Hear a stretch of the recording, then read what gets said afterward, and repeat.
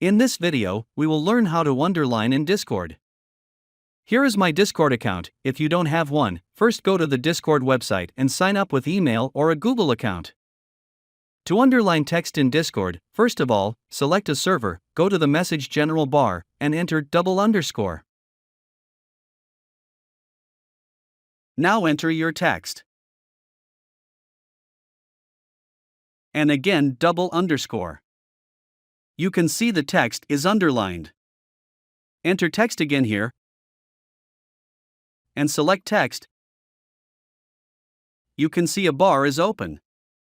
You can bold text, italicize, strike through your quote, code tags, and highlight words from here. You can format your text with this bar's help. This is how you can underline text in Discord. I hope you learned something from this video. If you have any question, don't hesitate to comment down below. And thank you for watching.